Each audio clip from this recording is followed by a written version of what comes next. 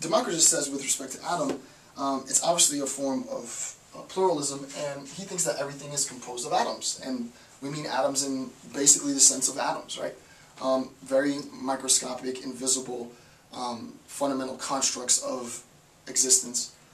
This idea of sort of atomic existence lasts for millennia, and it's not until really the discovery of quantum physics that we realize that they're subatomic particles, particles that sort of the preconditions for atoms, right?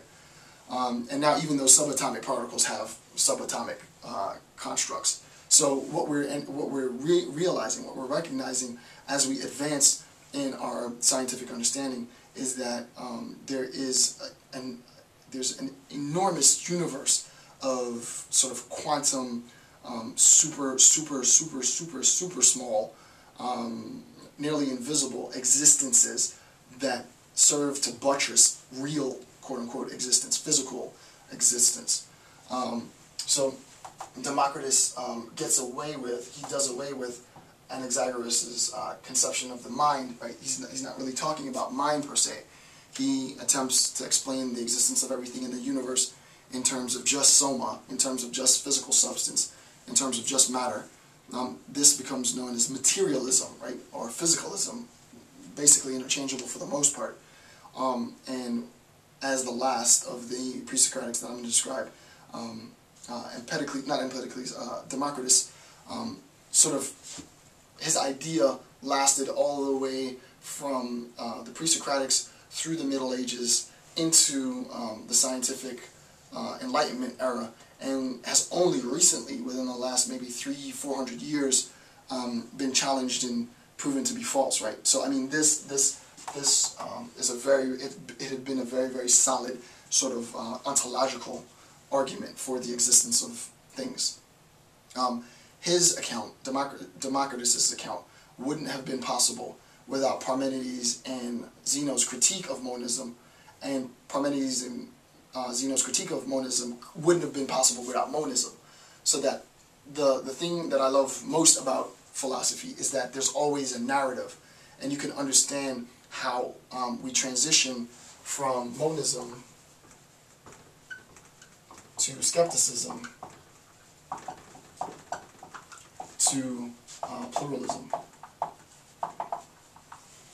And we know the representative figures for monism, Thales, Anaximander, Anaximenes, Pythagoras, and Heraclitus. We know the representative figures for skepticism, being Parmenides and Zeno, and then we know the representative figures for pluralism, being Empedocles, Democritus, and Anaxagoras, right? So we recognize that we have 10 Presocratics, and we transition from this idea that everything is created from one thing to the idea that everything is created from this combination of things. The last thing then, just for the visual, is to sort of rank these. We have Thales,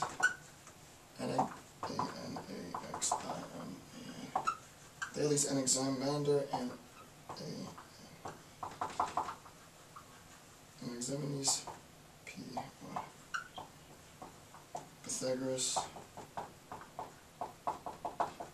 Heraclitus,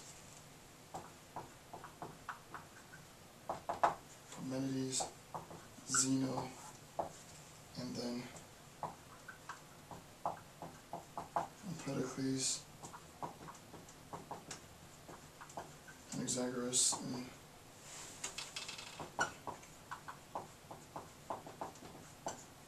these are your pluralists. These are your pluralists. These are your skeptics. All of these are your monists, and these three are your Milesians. Okay, so all five are your Milesian, are your monists. These three are your Milesian. These two are your skeptics. These three are your pluralists. Okay, so that's it. So I hope you have enjoyed and learned something from this discussion on Presocratic thought. The intention was to introduce you to the idea of Presocratic philosophy, to make an understanding of the difference between cosmology, which is a theory about the nature of the world, how things exist now, versus cosmogony, which is a theory about the origin of the world, and to look how the cosmology and cosmogony of antiquity transition from this idea of monism to pluralism. With that being said, I appreciate you taking the time to watch this video. I'm Dr. Jason J. Campbell. Thank you, and I'll see you again.